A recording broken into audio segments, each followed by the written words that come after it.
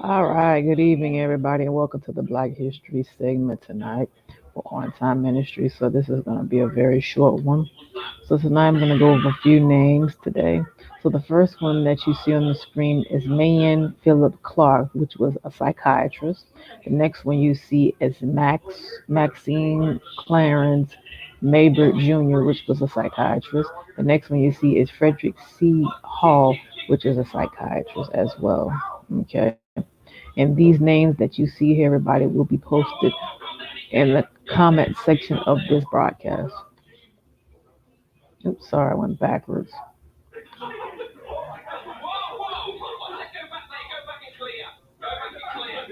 All right. Maya Philip Clark is a psychiatrist. And I'm going to give you a little background history. Here's a video for you all to tune into.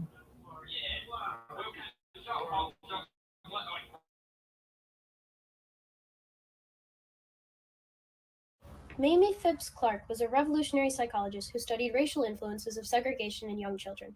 She was born on April 18, 1917, and died August 11, 1983. She was born and raised in the town of Hot Springs, Arkansas, by her father, a physician, and her mother, a homemaker.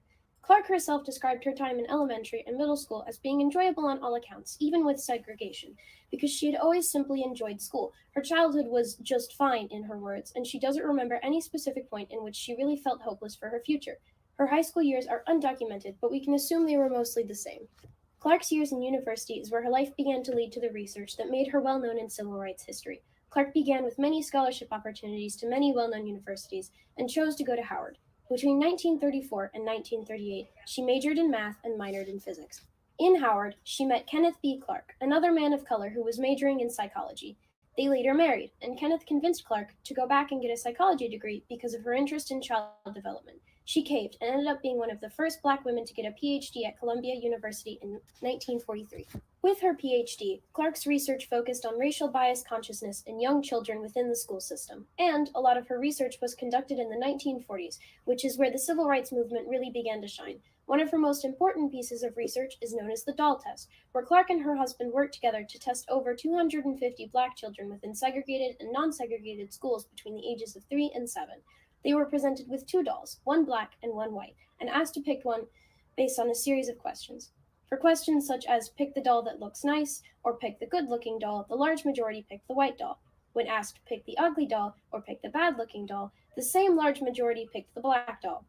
When asked to identify which doll looked most like them, many children became upset, some even storming out of the room or refusing to pick one. All of these tests, Clark concluded in her paper on the topic, confirmed that internalized racism was in the large majority of children, but the children within non segregated schools found it easier to identify with their race, even if they felt it wasn't the good one. Other than the very important doll test, Clark worked in many child development centers before opening her own in 1946 called the Northside Center for Child Development in New York. This center helped many children find education outside of their schools that were absolutely necessary to gaining an educated future. Another one of Clark's widely known involvements is the use of her doll test research in the Brown versus Board of Education case to prove the effects of school segregation on black children. This was the first time that social science research was used in a U.S. Supreme Court case. Her doll test was one of the major pieces of evidence used to prove the act of segregation unconstitutional, and according to documentation, Kenneth B. Clark actually attended 3 out of the 5 cases where the children were present. Mamie Phipps Clark was key in psychological research during the civil rights movement, and to this day is a great role model for girls of color in the scientific field who wish to change the world in some way using their field to their advantage.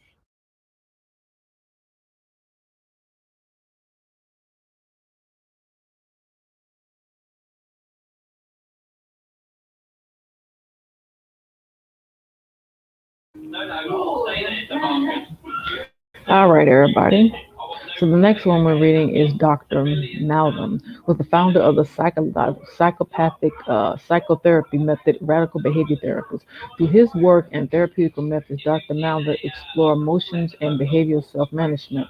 Dr. Malcolm's unique contributions include making emotional self-help and legitimate focus on the science, resources, and clinical usage. Through the radical behavior therapy, he formalized a comprehensive system of conjunctural behavioral psychotherapy and counseling that incorporates in clinical useful ways. The most recent neosophic facts about how the brain works in reality to emotions and behavior self-control. The technique of cognitive behavior therapy and counseling technique that Dr. Malvin created is the first comprehensive yet short-term culture and drug-free techniques of psychotherapy that produce long-term therapeutic results.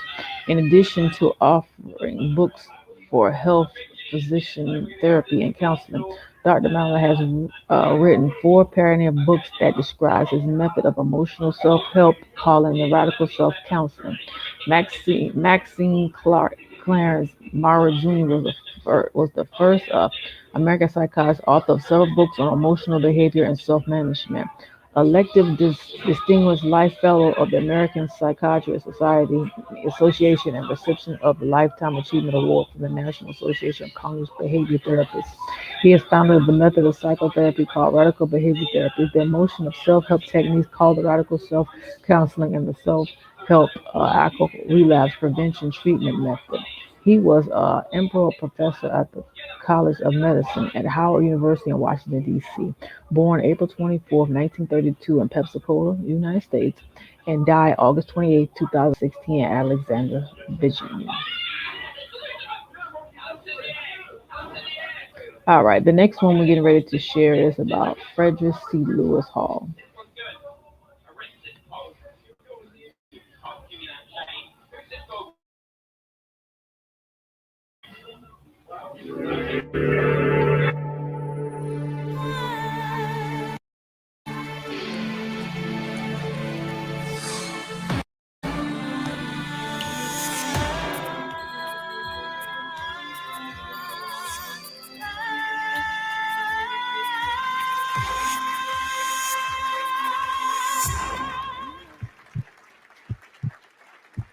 I want to talk to you a little bit about some of my experiences.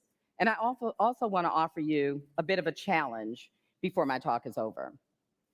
When I was in medical school in 1976, I had people ask me, why is industry withholding cures?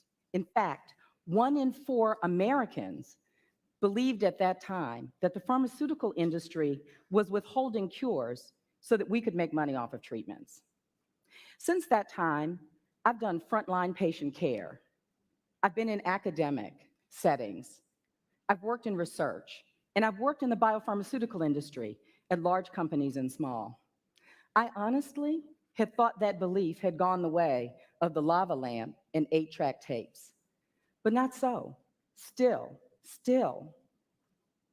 from all walks of life come up to me and ask the simple question, why is industry withholding cures? The stickiness of that belief tells me two things. First, that we have a lot of work to do as an industry in order to build trust. The second is simply that we're not delivering cures fast enough for the things that people fear the most. For the things that people fear the most. Now, it's not like we're not trying, and it's not like we're not getting anything done. Since 2000, we have delivered 200 new therapies, 200 new therapies. And as David spoke last night, we've actually made an impact on killers like heart disease. But still, not enough. The challenge is real. Our productivity is lower. The work is harder. Since the mid 1990s, the cost of doing drug development has gone up, and what we've been able to deliver has not met our expectations. So tell me, where, where are the new medical breakthroughs coming through? And more importantly, are they going to come soon enough? So, what is it that stands between us and medical breakthroughs? This is actually really confounding to me because we should be on a roll. We should be on a roll. This should be the golden period of biomedical innovation. Why? We've got the need. Certainly, medical calamities are not in short supply. Diseases like cancers, arthritis, diabetes, and brain disease are coming at us, are bearing down on us as the largest age wave in history begins to crest. So we have the need. We have the tools. You've heard last night, this morning, about amazing breakthroughs. And drug discovery and drug development is getting new Star Trek worthy tools every day. We can screen compounds at blinding speeds. We can design new drugs now in a way that we've never been able to do so before. We've mapped the human genome. We've got the need, we've got the tools, we've got the resources. We spend billions of dollars a year collectively seeking biomedical advancement. We've got cognitive surplus to beat the band. We have the know-how. And we've got millions of druggable compounds in libraries around the world. The need, the tools, the resources. So, what stands between us and the medical breakthroughs that we're seeking? What stands between us? I'd submit it's our model. I submit that we need a new model for innovation, that we need to innovate the innovative model, that we need to move from the kind of collaborations that we have today, which are good, which are getting great. But we need to develop a new model that can really use all of the assets that we have in the most meaningful way. We need a galactic federation style collaboration. We need something bigger than we've ever thought of before.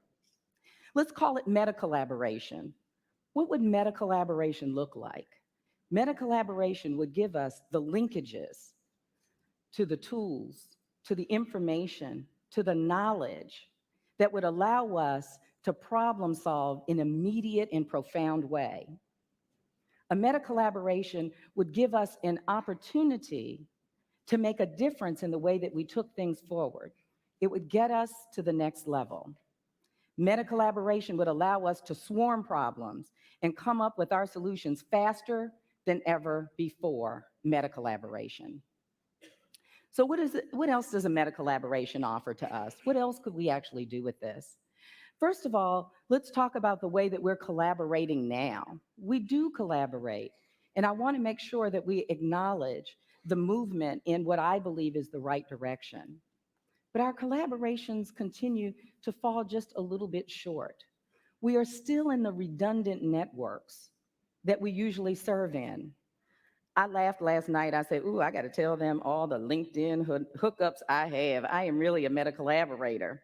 But the truth is, true confessions, sometimes I click ignore if it doesn't look like the person is in my sphere, right?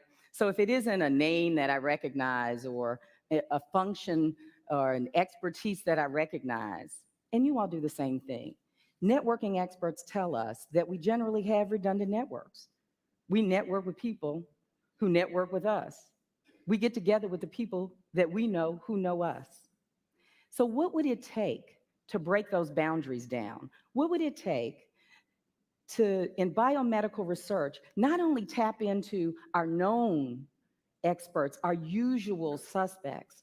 What would it actually take to tap into the cognitive surplus, the people that we don't know we need to know? What would it take to put them square in the middle of the work that we do day on day? What would that take? I think we're missing two things. I think we're missing two things to get to meta collaboration. The first is collective intent. Collective intent. And the second is a new operating model, a model that allows us to do whole brain thinking, not just part brain thinking, that allows us to connect to each other, to all of each other's. So let's start with collective intent. Collective intent is the fusion of thought that comes from a shared sense of urgency. Collective intent is what moves mountains. It is the strong, the unassailable alignment of the interests, the actions, and the values of many in the service of one single goal. Collective intent. We know collective intent works. How do we know that? Well, I know it.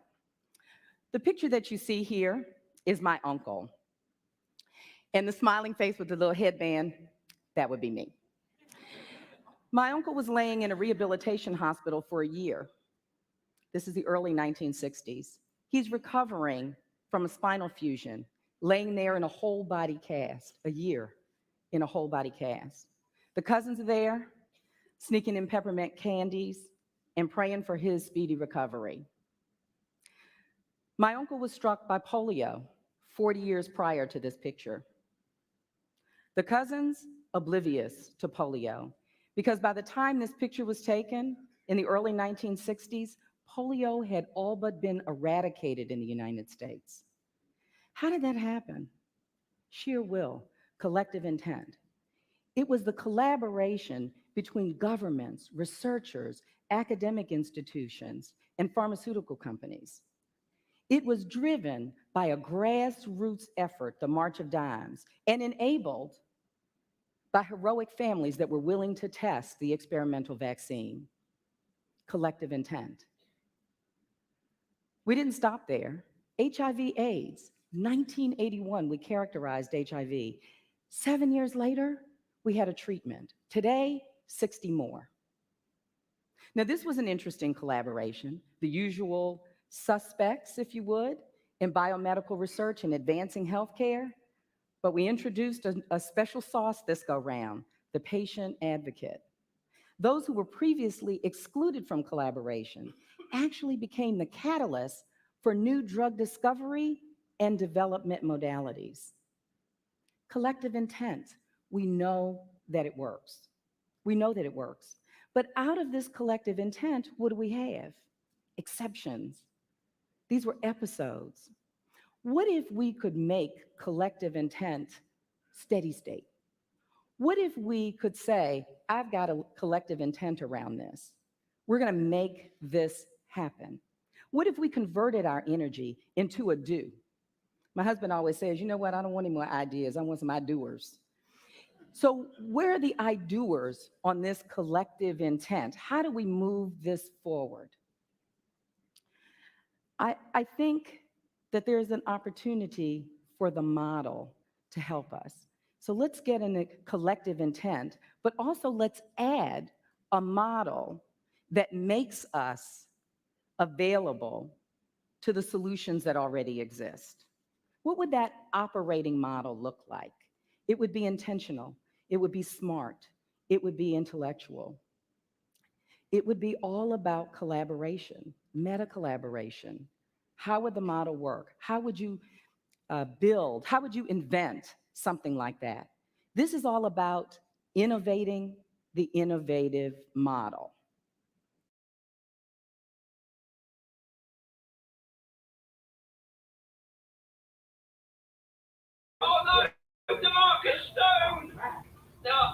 All right. Dr. Frederick Lewis Hall is the senior medical advisor of Pfizer.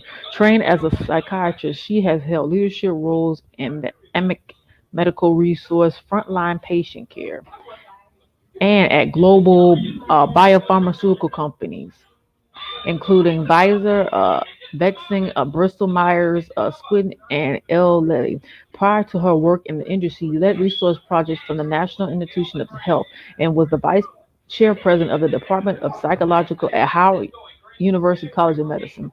In 2010, Dr. Lewis Hall was appointed by the Obama administration to integrate board of governors for the Patient Center Outcome Research Institution, which is the PCORI. And in 2020, she was appointed chair of Cure Accelerate Network Review Board and a member of the National Center for Advancing Transitioning Sciences NCATS Advisory Council of the National Institute of Health. She also served as the executive committee of the Clinical Trial Transformational Initiative and numerous of other boards, including those of Harvard Medical School, the Institution of Medical Forum of the Drug Discovery, Development, and Translation, and Save Children.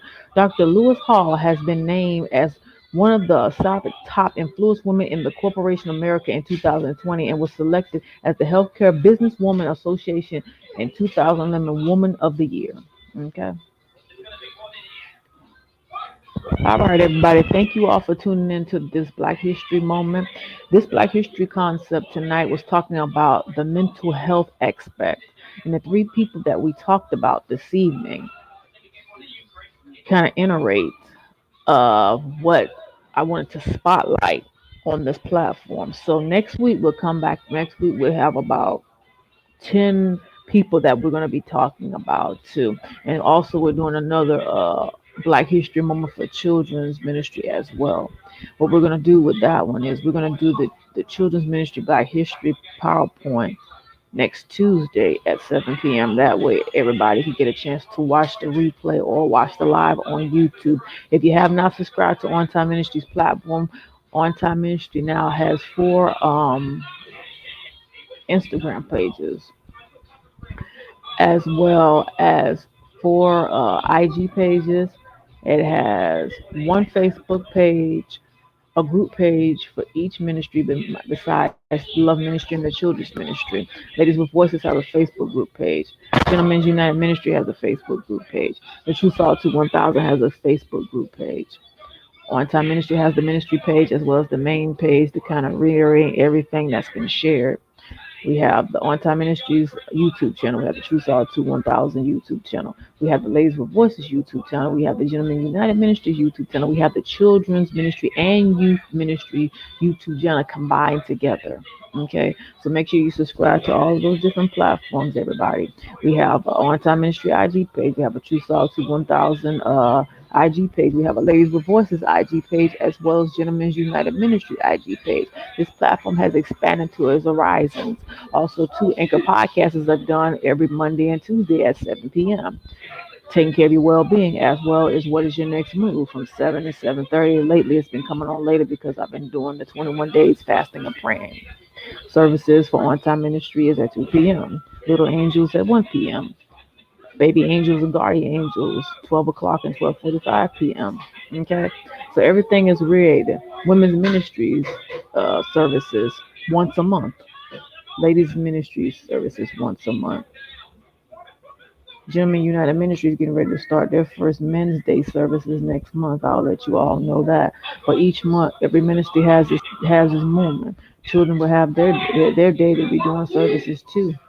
So I just want to encourage you all on this blessed, amazing night to take heed to what is being said to you. Also, too, On Time Ministry has a support group for grief as well as mental health that'll be launching out next month. The Zoom links will be posted on the On Time Ministries platform, all of the IG, Facebook, YouTube, TikTok. Registration for grief counseling as well as mental health. I'll be taking in 15 people at a time each week, and you are more than welcome to join each week to get very useful techniques and things to help with your mental health as well as deal with your grief, everybody. Again, my name is Minister Johnson, the founder of One Time Ministry. You all have a blessed and an amazing night, and I will see you all back here on Sunday with the children's ministry as well as on time services. Good night and God bless.